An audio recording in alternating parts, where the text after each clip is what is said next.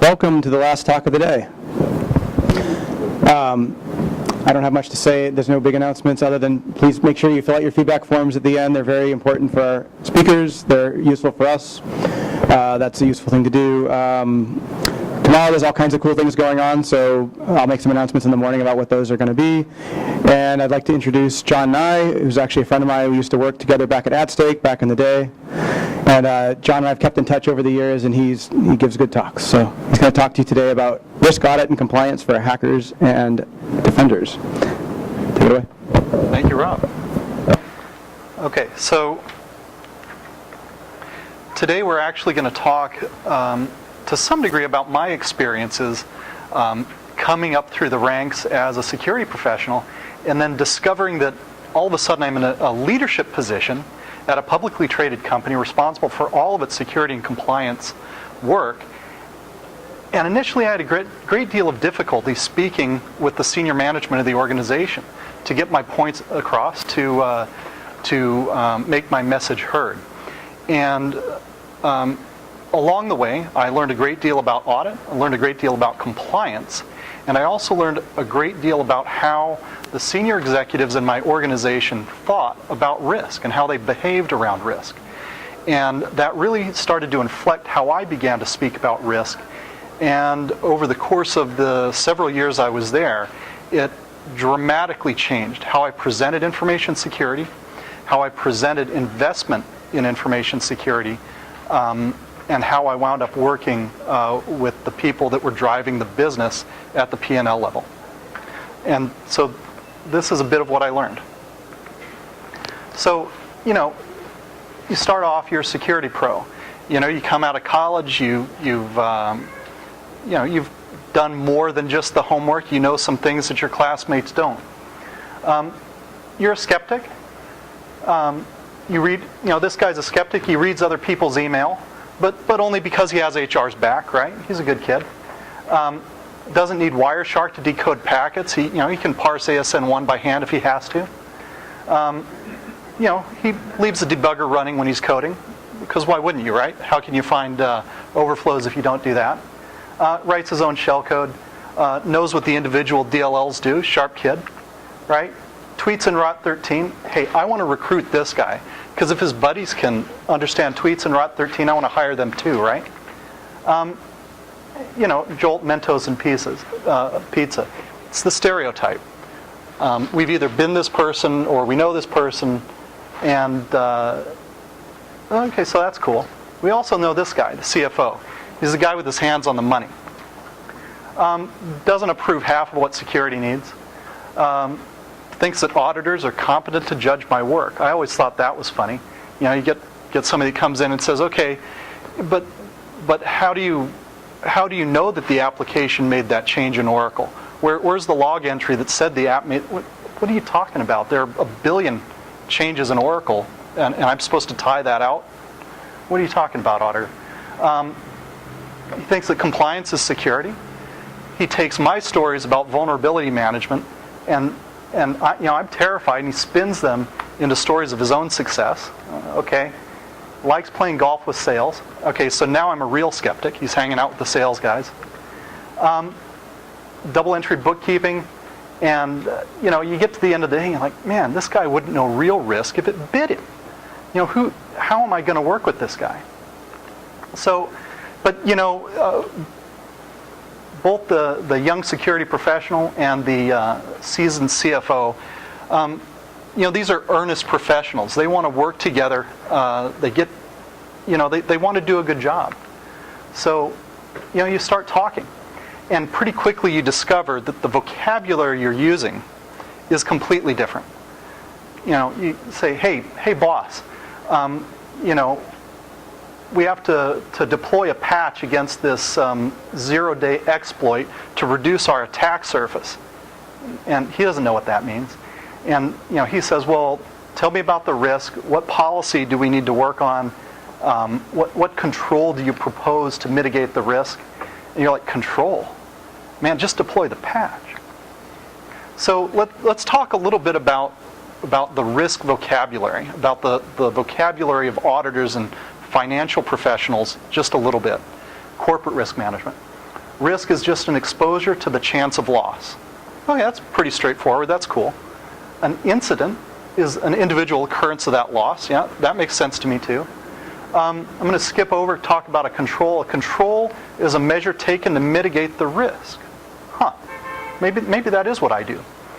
Control objective, that sounds gratuitous. Why would I want to separately document the purpose of a control? Isn't that just somehow the inverse of the risk, or rewriting control as a question or something like that?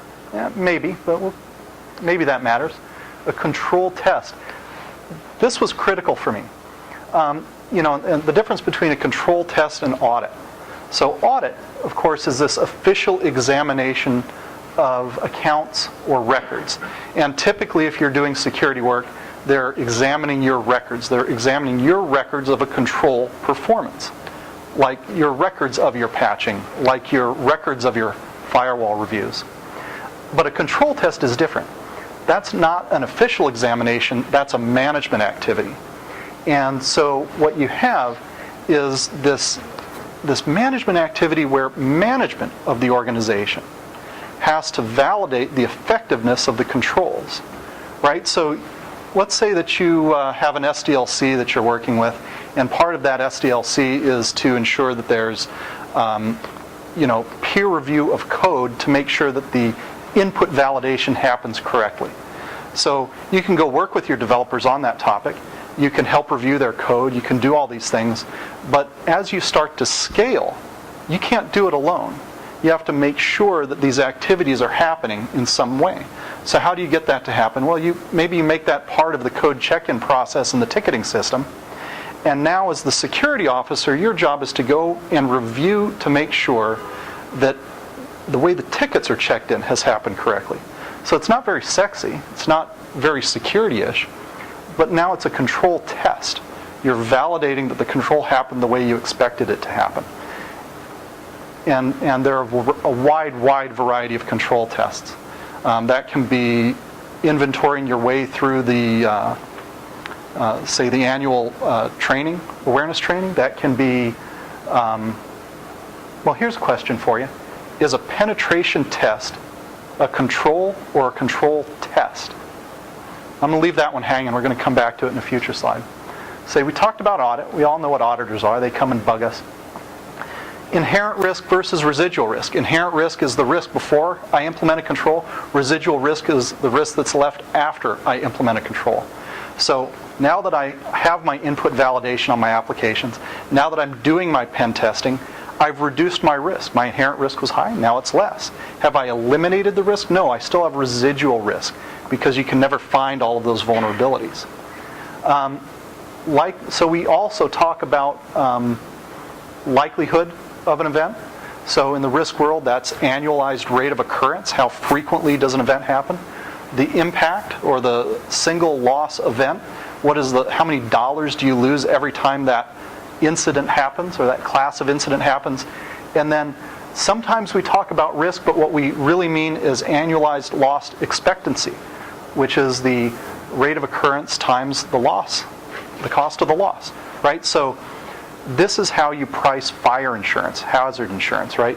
If you have a $100 million building and they burn to the ground once every 100 years, the insurance has to cost $1 million plus fees, right?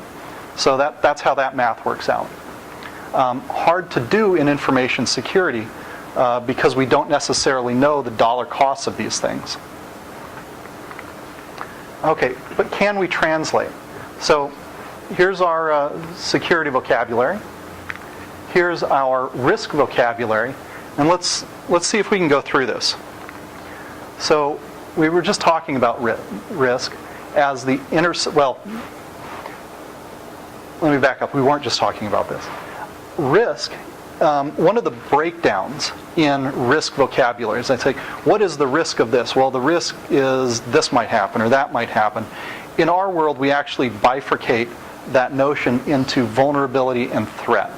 And for us, a risk is the intersection of a vulnerability and a threat. Right? Sometimes, what's the risk of a vulnerability? Well, it increases if there's an active botnet exploiting that vulnerability. Right? So, incident, Oh, we get lucky, we have a word in common. Incidents are incidents. Security. I put forth to you that security is one of the worst defined words in the security world. Security is a control objective. It is a desired state that we'd like to reach, right? Patch, that's a control. If I apply a patch, I've reduced the risk of whatever that vulnerability is that patch fixes, right? Countermeasure, that's a very security word for a control. Okay, control, countermeasure. I use these words interchangeably, and I pick which one to use depending on who I'm speaking to. If I'm speaking to a security person, I talk about countermeasures. If I speak to an auditor, I talk about controls. Penetration test. Who wants to place bets? Am I gonna, you know my arrows are going in order here. Do you want to pick control or control test? Control test? Okay, the one lone vote for control test. Well, you're half right. So,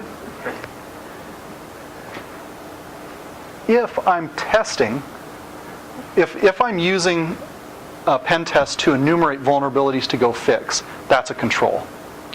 If I'm using a pen test to see whether my input validation awareness training paid off, that's a control test. So don't get too tied up on the vocabulary. The activities of security are the same. They don't change now that we're talking about them in terms of risk. But what we do is we change how we represent that, how we communicate that, depending on who we're talking to and why. And what point are we trying to make at the time. Attack surface is our version of inherent risk and residual risk, right? So if I have an unpatched system, I have a larger attack surface than if I have a patched system, right? I apply the patch, I reduce my inherent risk, and now I have a lower residual risk. Ease of exploit, likelihood, business impact, right? So that's the ARO and the SLE there. Risk. As I said before, we very frequently talk about risk as this, in terms of ALE, as this intersection, and we do this with high-lows a lot, right? We say high likelihood, high impact, and this is what we did, and many other firms did with their pen tests.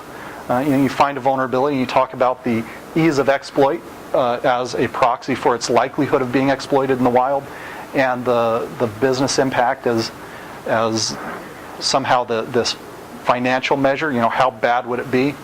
I think penetration testers and security assessors in general get this wrong a lot. They don't necessarily actually know the business that they're working with well enough to benchmark these, but that's okay. When we mark things high and low and give those lists to people, it helps inflect how they think about prioritizing remediation, which is really the punchline at the end of the day. That's what we're really getting at. So that's cool. And defense in depth is just another word for compensating controls. Just a word about compensating controls here. As a security professional, that's one of my least favorite risk topics, because if I have a control, then it's a control. If it's something I'm doing, it's something I'm doing. What makes this thing that I'm doing somehow a compensating control instead of a full control or a primary control? And really, that's just an audit thing. My auditors are going to ask me for evidence of controls that meet a certain set of expected control objectives, and I'm going to give them that list. I'm going to give them that package, and I'm going to prepare those materials ahead of time. And I don't want to over-prepare those materials. If they want to, see that I have logs for something, I'm going to go to my centralized log source. I'm going to give them examples of logs. Pass. But what if I get to that centralized log source and I discover that one of my firewalls hasn't been writing for the past 3 months? I missed it. I missed it as part of my control testing, right? Because I'm supposed to be doing this as a member of management. I'm supposed to go and make sure on some cyclical basis that those logs are being written. Well, now I go to my compensating control and I go straight to the firewall and say, but I still have those logs because I have disk on the firewall. I'm not blowing it away just yet. I get lucky, and that's my compensating control. As a security professional, I want the logs in both places. Why? Because if I'm debugging the firewall, it's handy to have them there. That's useful to me. That's a utility for me. Do I want centralized logging? Absolutely. If somebody breaks in, they delete my logs, I want the centralized logging. So those are primary controls for me as an operator, but from an audit perspective, one of them's compensating. So there are lots of types of enterprise risk out there. We talk about information security risk, but that guy in the funny suit and the pipe, he thinks about all of these kinds of risks. Competitive risk. What happens if my competitor beats me to market with a more feature-rich product? Intellectual property risk. What happens if I develop a piece of software that's in violation of somebody else's patent? How would I even necessarily know? Maybe I should have some controls around intellectual property where I do patent searches before I develop software. Maybe I'm a manufacturing company and I have labor issues. What happens if the unions strike? Regulatory risk, compliance risk, disaster risk. There's your business continuity. Geopolitical risk. What happens if I have a call center in an unstable part of the world? So all of a sudden, there's a lot more than just information security risk going on in the minds of the person that I'm selling risk to, or that I'm trying to sell investment in controls to. Right? I'm going to the CFO and saying, I need more money to implement controls to mitigate risk. And he's going to weigh that against all of these other risks. We get my favorite risk topic a little bit later in the deck. So let's take another look at the CFO. He's a CFO for a reason. He's responsible for the corporation's risk for a reason. Let's think about this. As you get to know him, you discover that he worked as a bouncer when he was in college and grad school. He funded a startup by cashing in his 401k. That's a different risk behavior than maybe we're used to. He chose to hire another salesperson instead of buying E&O insurance for the company and for its executives. That's interesting. He's raised 3 children that skydive, mortgaged his house to make payroll twice. He's a startup guy, right? Began racing sports car with his other founder buddies after they went public, so that's cool. He puts it on the line every day for fun and profit. He does it in his personal life. He does it with his business. Then why is he responsible for risk management at a major corporation, at this publicly traded corporation? Well, it's because he's always in control.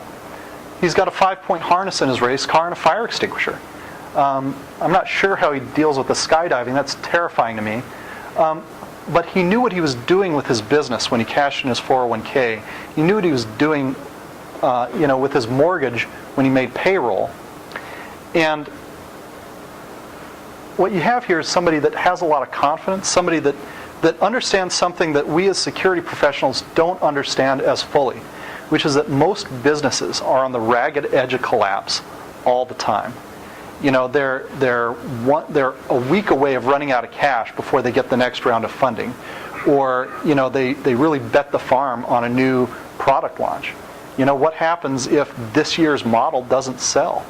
What happens to this guy's job, to your job? So he's taking all of that into account before he decides whether to hire another security engineer or buy you more gear, right? So how can we change how he thinks about what we do? Well, I think one of the first things I want to know is, what's the difference between a risk manager and a risk decision maker? So who wants to walk through this? I've already given you the answers here, but why isn't a head of information security, maybe a CISO, Director of Information Security, VP of Information Security, why aren't these people usually risk decision makers? Why are they just risk managers? Anybody? Because they don't get to wear the orange jumpsuit if it goes down. Indeed. Exactly. They don't go to prison. So that's a risk that the C-level executives have, that the corporate officers have, that most of the rest of us don't. What about general counsel? What's the difference there? Anybody? Or do you even agree with my assertion that general counsel is a risk manager rather than a risk decision maker? The lawyer's job is to tell you what might happen, not to tell you what to do. Indeed. So that one actually depends company by company, as does CISO, right? Some companies, the CISO really is a risk decision maker. Usually not, though. Some companies, general counsel is, usually not. as you point out, one of the big differences is who goes to jail, but that's still a cost center perspective.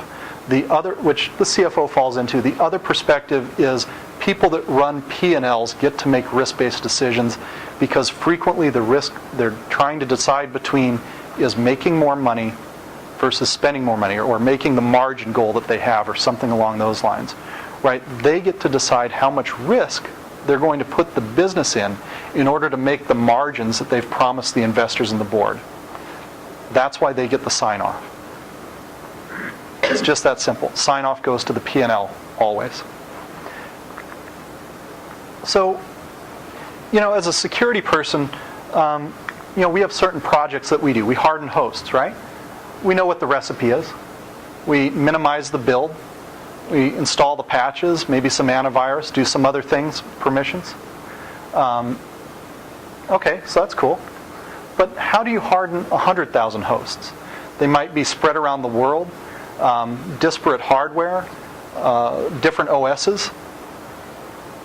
What security techniques do we use when we start talking about that kind of environment? Well, at this point, we really have to start talking about process, and we have to start talking about frequently multi-year investment plans with hardware and things like that. So now we're starting to talk about technology operations that can run over into business operations. And now we have to have process, because what we can do as individuals or small teams all of a sudden doesn't necessarily scale in a large organization. And how do you measure success? Same thing on the application side. Input validation, session management, security features like access control, encryption, logging, penetration testing. Okay, that's cool. How do you do that when you have 2,000 applications, maybe in a financial institution? They have 2,000 apps that they've developed over the past 30 years, written in all sorts of languages, dependencies with outdated libraries. You have some apps where nobody's done a build in 6 years. What do you do with that? Well, again, process is the answer. You have to have processes, procedures, all of these sort of ugly things that take the fun out of information security. And hey, by the way, also those things that get audited. Also those things where you're expected to do, effectiveness testing as management. Okay. So, let's go back one. So how do you measure success? Well, this is where that control testing comes into play. We'll talk about that. There are a lot of different, in fact, maybe even some people at this conference that have written books on measuring information security things, all right? But there's also the audit way to measure success, which is just to answer the question, are your controls operating effectively? It's not very sexy, but as you start to scale, that's how you really ought to approach it. Or it's a convenient way to approach it. It's one way to approach it, and it's the way that the business you work for is geared up to do, so embrace it. So, do security, but think risk and control. So, what I'm looking for when I'm trying to secure an entire enterprise, I'm looking for consistency of control application.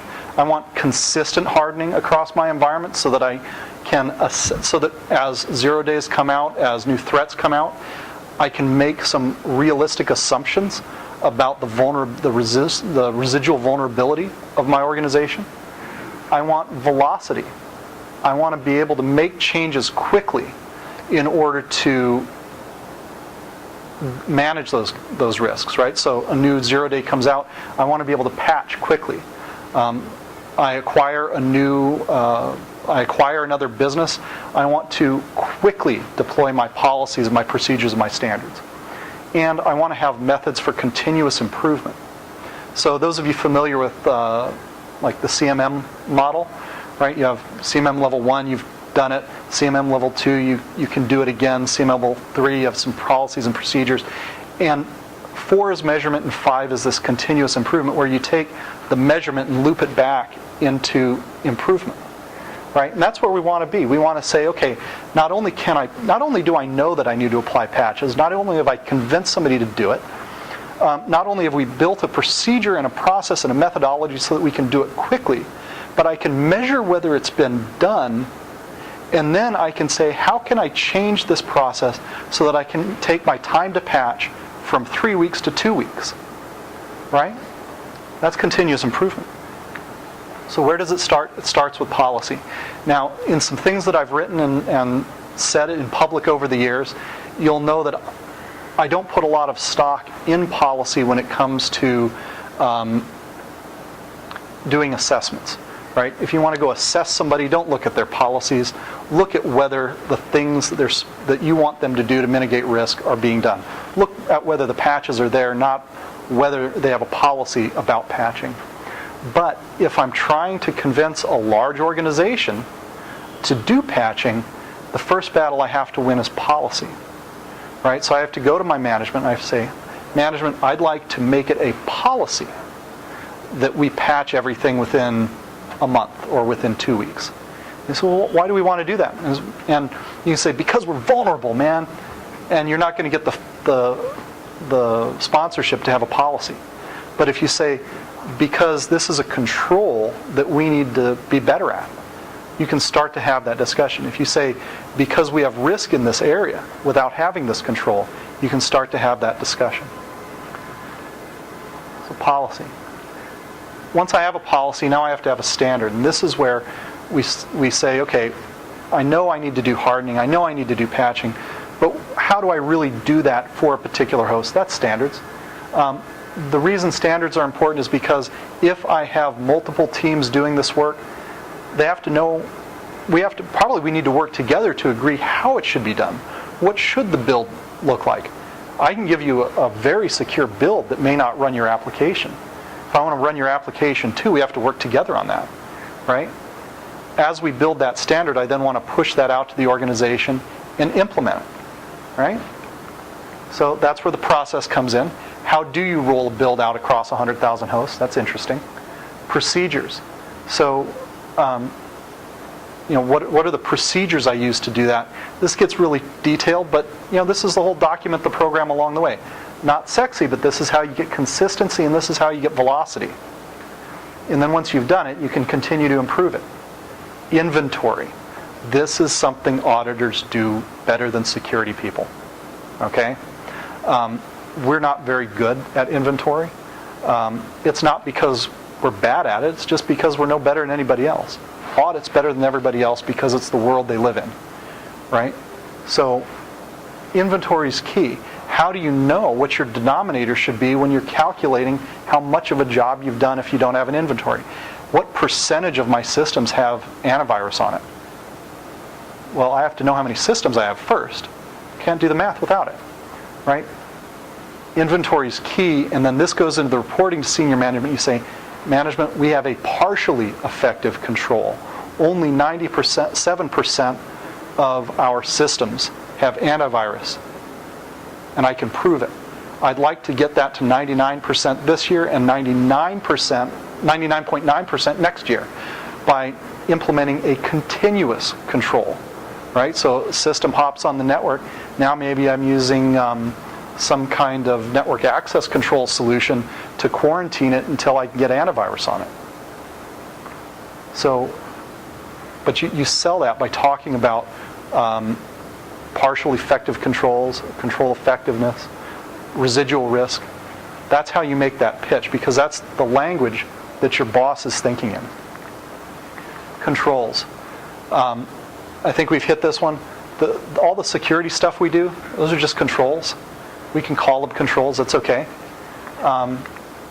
Control testing, again, this is what management does to make sure those controls are operating effectively. This is that little bit of math that we do to say express, that it's 97% of our systems that are patched versus, or that have AV or patched or whatever. So let's talk about control testing. Who here can give me a couple of examples of control testing in the daily life of a security analyst? Volunteers? Please.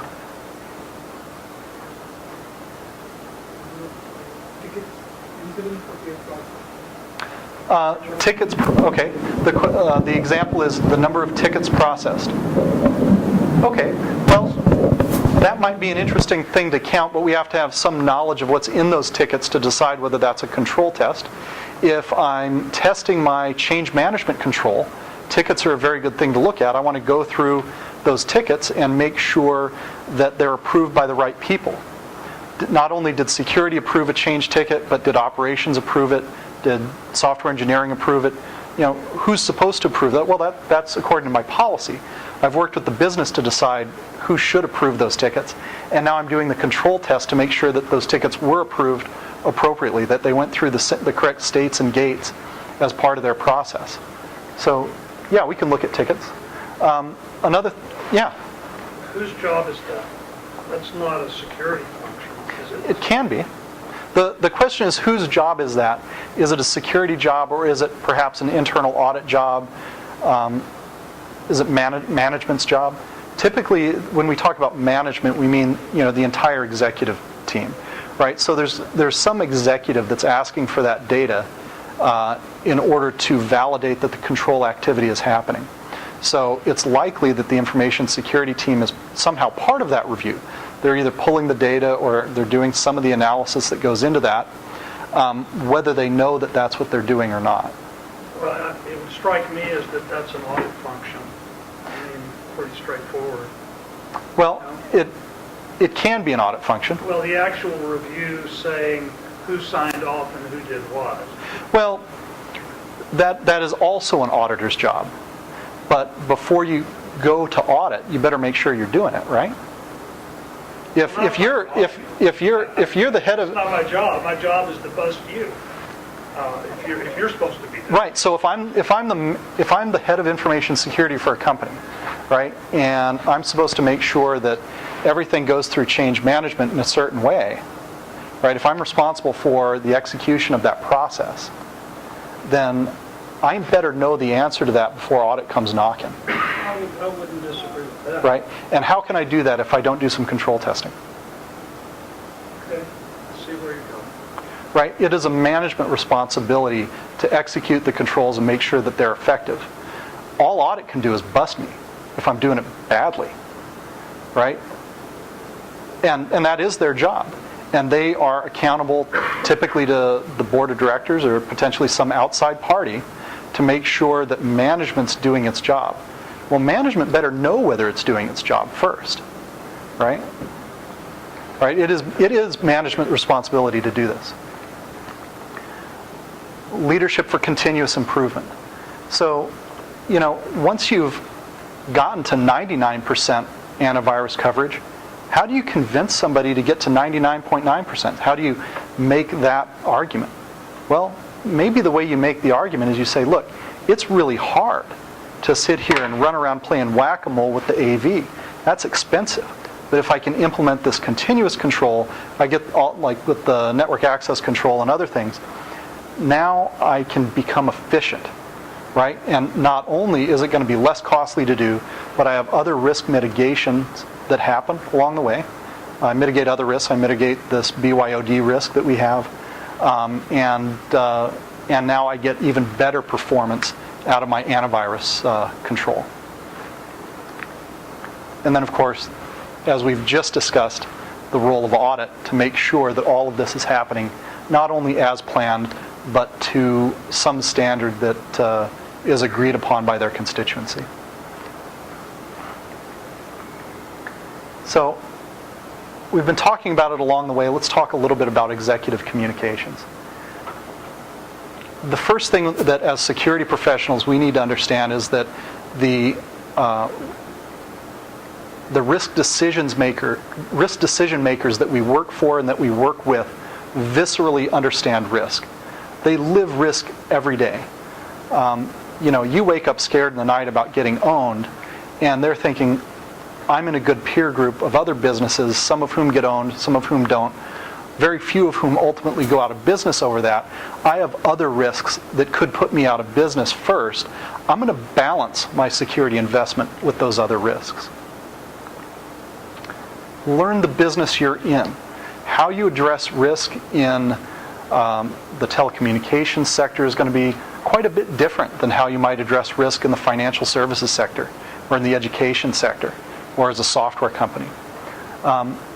Understanding the business you're in not only helps you decide how to think about security and present security within the context of the industry that you're serving, but it will also help you understand the risks that organization faces every day. It'll help you understand how they look at the world. When you engage with senior management, not with the people on your security team, but when you engage with senior management, talk in terms of risks and controls. This is a mature language. It's a language they know well. It would behoove you to speak in the language that's used across different risk subjects, whether it's financial risk or computer security risk. Speak in the language they understand. You will have to make technical explanations. They'll say, why do we patch? And you'll have to talk about vulnerabilities and patches and why AV is not enough. But keep it brief, right? Keep it brief because they really don't want to hear the details. But if you can't convince them, back off. Don't kill the meeting with a half-hour sort of rat hole on information security. Say, okay, let me prepare a briefing for you on that. Come back, come prepared, do something that's audience appropriate, to the point, and that makes your point. You probably can't do that on the fly, and your audience probably will come back together again to listen to you on another day. We're talking about a major investment here, right? Build business cases for making a change or for making an investment by incorporating value propositions across multiple pieces of the business. So, for example, let's take my host hardening example. Company had 100,000 hosts, some of which were in Indonesia and were connected by modem. So these machines had come on after being essentially dormant for a number of weeks, and they'd be on the internet, and they'd do stuff, and they'd get completely owned because they just weren't patched. And I said, well, you got to patch these systems, and the client said back to me, we can't. We've got this modem, and we don't have the bandwidth to get patches. And I said, well, can you ship CDs? Can you do that? Well, we ship the CDs, but they don't run them. We do, and then you start talking. You say, well, how can we cost justify a high-speed link in Indonesia to help these businesses just stay online so they can participate in that? They're going to be online some of the time anyway.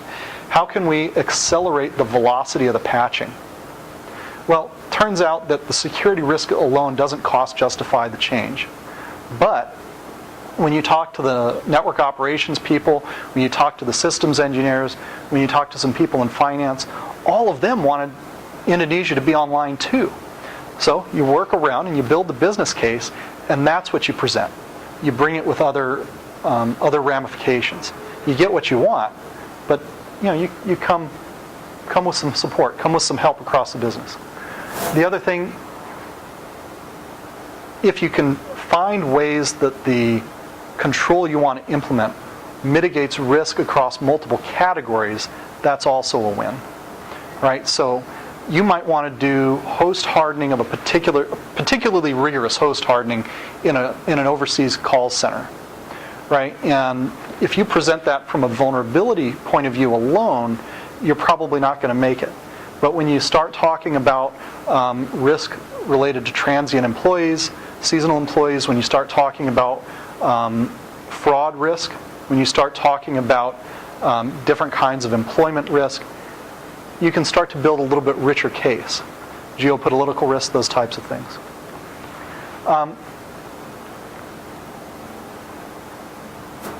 And this really goes along with understanding the business you're in and how they think about risk. Take the time to understand and consider the goals and other critical risks faced by the organization. And I think it's here, yes. One of my favorite quotes, the CFO that I worked for said this to me one day. He said, with revenue, we can fix anything else. Without revenue, nothing else matters, right? He had to make payroll. He wasn't, we were a public company at that point. He wasn't going to dig into his checking account again for that. Couldn't do it, didn't have enough. We had to have the revenue, right? So instead of hiring a security engineer, he hired a salesman. right? That didn't help me any. I was still working 3,000-hour years, but we stayed profitable, so that was cool, right? So, what are the risks? What other risks are you competing against? And if you really understand those, where do you prioritize what you're asking for? Tie your initiatives to areas of existing executive sponsorship. If there's some energy somewhere, pick your battle there because you'll win it more likely than if you pick a dusty corner. That may not be the most risk prioritized thing to fix in the organization. You'll have some super high risks that you just have to tackle no matter what. But if there's energy somewhere, if there's investment somewhere, man, go work there. You'll get funded. 5 minutes left. It's good, we're almost done. Audience-specific awareness training. Sure, the C-level executives have to do their duty and go do end-user awareness training just like everybody else, policy training just like everybody else. But if you want, you're putting forth the energy to learn their risk language, spend a little bit of time helping them, not necessarily understanding information security language. You'll do a little bit of that with CTO and CIO types, maybe the CFO if he's your direct sponsor for the security program like he was where I worked. But what you really want to do is really that threat awareness. Help them understand the threat landscape. Help them understand that it's not hacker clubs and fluffy bunny anymore. It's organized crime and botnets and secondary markets for botnets and exploits, and it's a very sophisticated threat landscape out there. Help them understand that. Help them understand the nature of the adversary and why the investment's warranted. And understand that it's not losing to bear some risk. Every other part of the business bears risk, and so will you, and that's okay. It's not losing. It's a mature part of risk management. You may not like it, but it's a mature part of risk management. Don't rant, right? We like to rant as security people. Not in the boardroom. So let's take another look at the security pro. He's still an expert at every detail of information security, right? Or not every detail, but details, right? It's getting too big for us to know everything. But he understands how controls mitigate corporate risk. He can now talk that language. He understands the business of his company and the challenges that they face.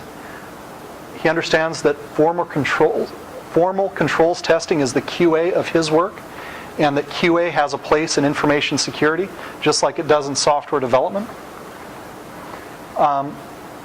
He can respond to auditors with grace and ease. And he's built a strong collaborative relationship with the senior executives that fund his stuff. So now, when the chips really aren't down, because he hasn't ranted, because he speaks in terms of risks and controls, if he barges into the CFO's office and says, Bob, you have to do this now because, you'll be listened to, you'll be believed. You only get a few of those, but you'll have some. And he's ready for leadership roles, bigger leadership roles. So, that's what we all want to strive for. We want to strive for being able to present the work of information security in the perspective of risk and risk management. And we want to understand risk management in a way that is mature and that inflects how we approach information security. It'll help us prioritize. It'll help us strive for more maturity of process. It'll help us embrace policy as a way to focus an organization rather than just this weird documentation exercise. It's all good stuff. So that's my contact information. Thank you all for coming. I know it's the last talk of the day. We have about 2 minutes left. So I'll take some questions or...